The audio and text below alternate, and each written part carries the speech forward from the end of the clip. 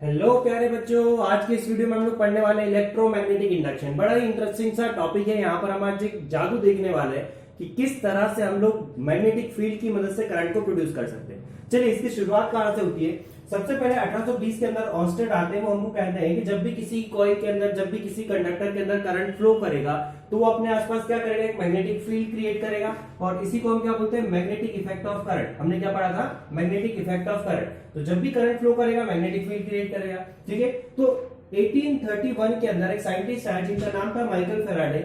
उन्होंने क्या सोचा कि इसका उल्टा भी होना चाहिए। नेचर को क्या पसंद है, नेचर को पसंद है सिमेट्री। तो अगर कोई करंट मैग्नेटिक फील्ड को प्रोड्यूस कर सकता है तो इनका ऐसा मानना था कि मैग्नेटिक फील्ड जो है वो क्या कर सकती है, करंट को प्रोड्यूस कर सकती है। तो इन्होंने कुछ सेट ऑफ अपने एक्सपेरिमेंट परफॉर्म किए इसको वेरीफाई करने के लिए। तो देखिए इन्होंने क्या किया, यहाँ पर एक सॉफ्ट आयरन का कोर लिया, उसके एक तरफ उन्होंने एक कॉइल को लगाया जिसको उन्होंने एक बैटरी से कनेक्ट किया। अच्छा, ये काम उन्होंने क्यों किया, क्योंकि जब यहाँ पर करंट फ्लो करेगा इस कॉइल के अंदर तो ये कॉइल क्या क्रिएट करेगी, यहाँ पर आपकी मैग्नेटिक फील्ड। ये क्या क्रिएट करेगी, यहाँ पर आपकी मैग्नेटिक फील्ड। ठीक है, और दूसरी एंड पर यहाँ पर उन्होंने एक दूसरी कॉइल लगाई जिसके अंदर उन्होंने गैल्वेनोमीटर लगाया चेक करने के लिए कि इसकी वजह से जो मैग्नेटिक फील्ड प्रोड्यूस हो रही है क्या वो इसके अंदर करंट को प्रोड्यूस कर रही है या नहीं। ठीक है, मतलब कि एक उन्होंने सोर्स रखा मैग्नेटिक फील्ड को क्रिएट करने का और एक सोर्स रखा जहां पर करंट प्रोड्यूस हो सके। तो अब देखिए उनका ऑब्जर्वेशन क्या रहा कि जब उन्होंने स्विच को ऑन किया इसके अंदर से करंट क्या हुआ, फ्लो होना स्टार्ट हुआ। लेकिन जब इसके अंदर करंट फ्लो हो रहा है तो वो यहाँ पर देख रहे हैं कि गैल्वेनोमीटर के अंदर कोई डिफ्लेक्शन नहीं।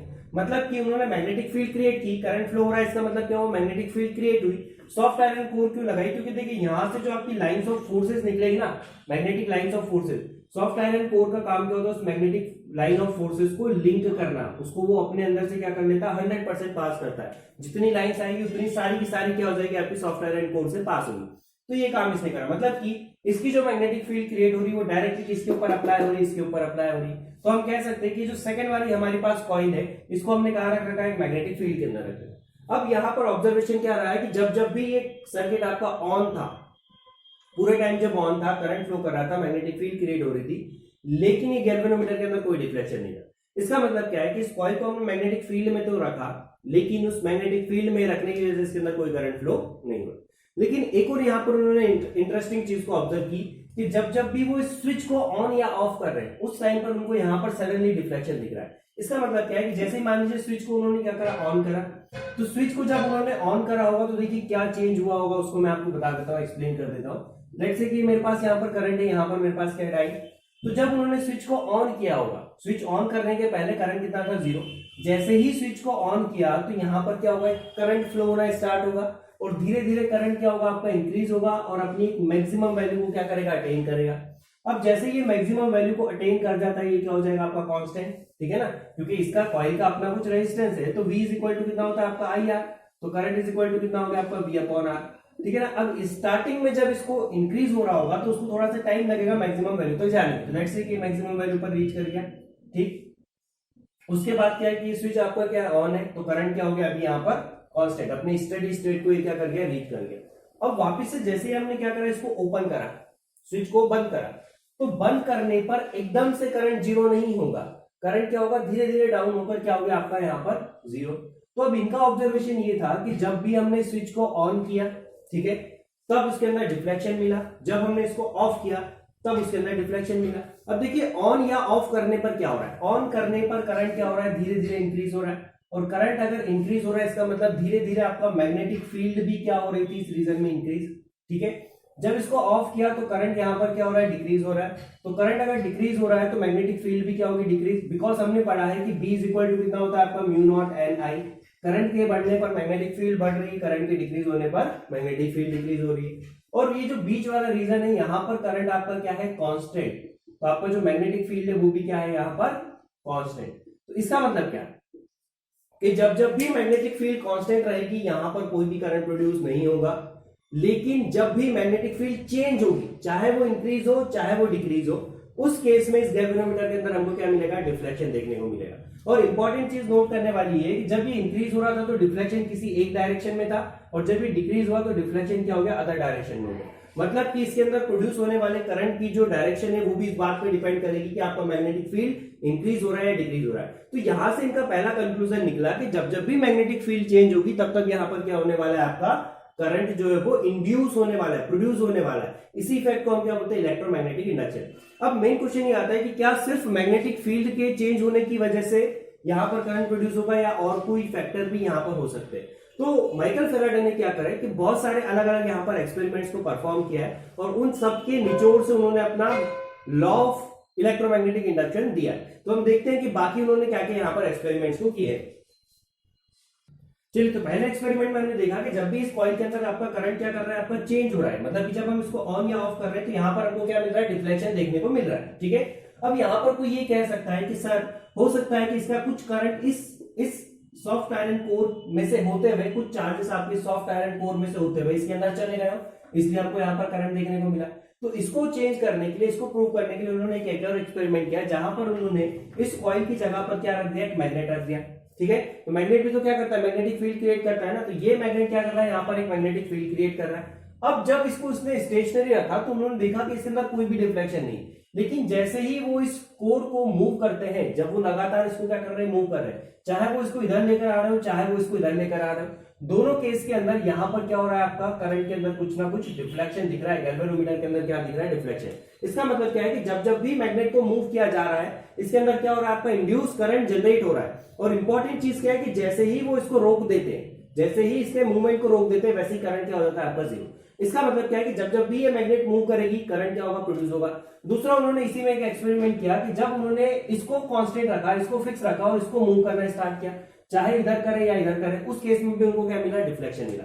तो यहां पर देखिए चेंज क्या हो रहा है, जब हम मैग्नेट को मूव कर रहे हैं तो चेंज क्या हो रहा है। देखिए मैग्नेट के अंदर से क्या होगी, कुछ मैग्नेटिक लाइंस ऑफ फोर्सेस निकलेगी, ये इस तरह से निकलेगी, magnetic lines of forces north से निकलती है। अब जब हम इसको आगे या पीछे लेकर जा रहे हैं तो ये जो मैग्नेटिक लाइंस ऑफ फोर्स जो इस कॉइल के साथ लिंक्ड है, वो क्या होगी, आपकी चेंज होगी।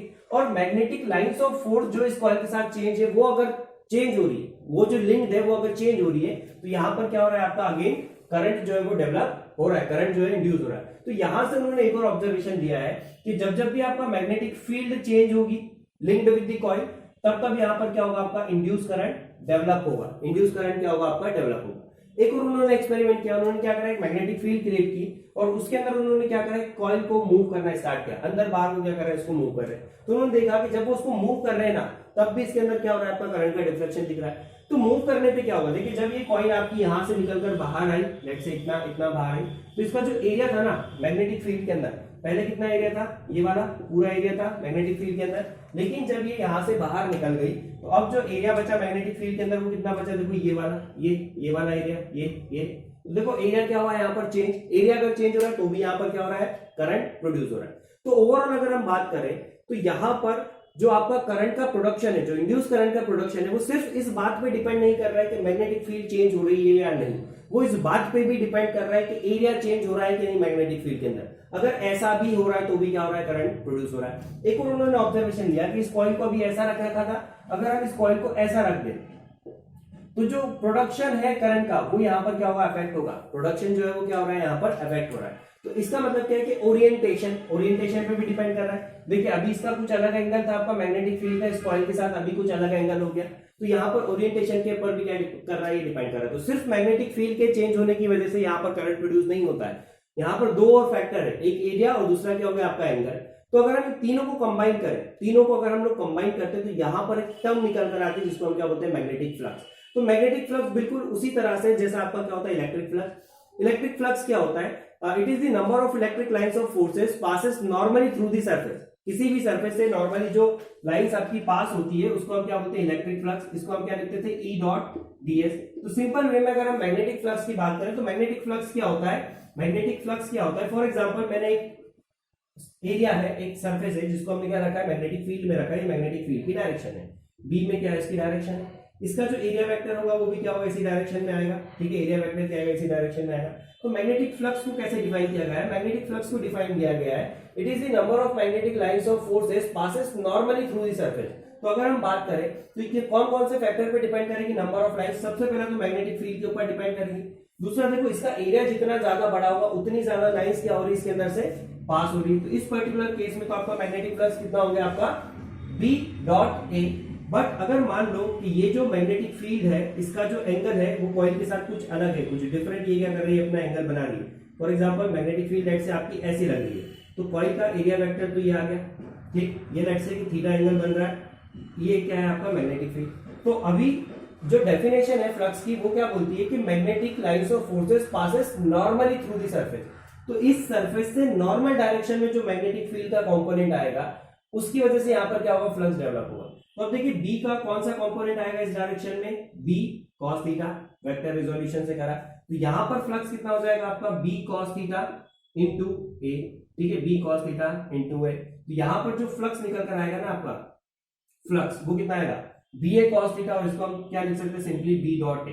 तो यहां पर देखिए फ्लक्स के चेंज होने के लिए क्या क्या कंडीशन है, या तो बी चेंज हो, या फिर एरिया चेंज हो, या फिर थीटा चेंज हो, और तीनों ही केसेस में हमारे यहाँ पर क्या हो रहा है, करंट प्रोड्यूस हो रहा है। तो हम अगर इसको एक पॉइंट में, एक स्टेटमेंट में बोलना चाहें तो whenever the magnetic flux linked with the coil changes, जब जब भी मैग्नेटिक फ्लक्स जो है वो चेंज होगा तब तब क्या होने वाला है आपका, इंड्यूस करंट, इंड्यूस ईएमएफ यहाँ पर क्या होने वाली है, जनरेट होने वाली। तो ये पूरा का पूरा सार था इनके सारे एक्सपेरिमेंट्स का।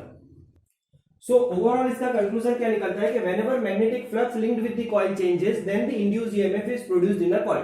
यहां से एक बार और हम इसको समझ सकते हैं कि देखिए जब हमने इसको स्टेशनरी रख रखा है तो यहां से कुछ आपकी क्या हो रही है, देखो मैग्नेटिक लाइंस ऑफ फोर्सेस निकल रही है नॉर्थ से, और इस कॉइल के साथ क्या थी, देखो लिंक थी, कॉइल के साथ क्या थी, लिंक थी। अब जब मैं इसको पास लेकर आ रहा हूं, तो ज्यादा नंबर ऑफ लाइंस क्या हो जाएगी, इसके साथ लिंक हो गई, ज्यादा नंबर ऑफ लाइंस क्या हो गई, यहाँ पर देखिए इसके साथ क्या हो गई, लिंक हो गई, ये इसमें से पास हो रही है।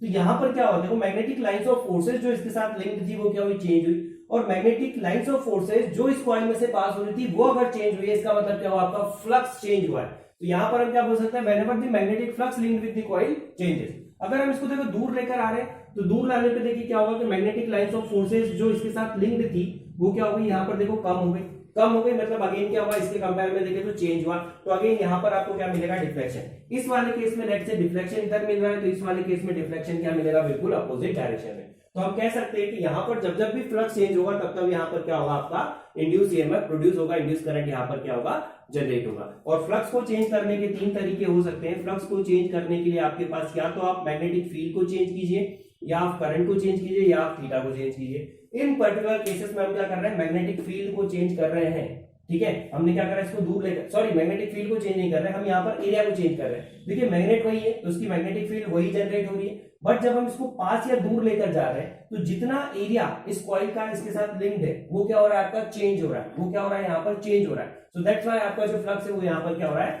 चेंज हो रहा है, ठीक है। तो आई होप आपको ये समझ में आया होगा। नेक्स्ट वीडियो में हम लोग बात करेंगे कि कितना ईएमएफ जनरेट होगा। मेन क्वेश्चन यहाँ पर आता है कि कितना यहाँ पर करंट प्रोड्यूस होगा या कितना यहाँ पर ईएमएफ जनरेट होने वाला है, ठीक है। तो इसके लिए हमारे पास इलेक्ट्रोमैग्नेटिक इंडक्शन के कुछ लॉस है, 2 लॉ हमको दिए फैराडे ने, उनके बारे में हम लोग बात करने वाले हैं अगले वीडियो में।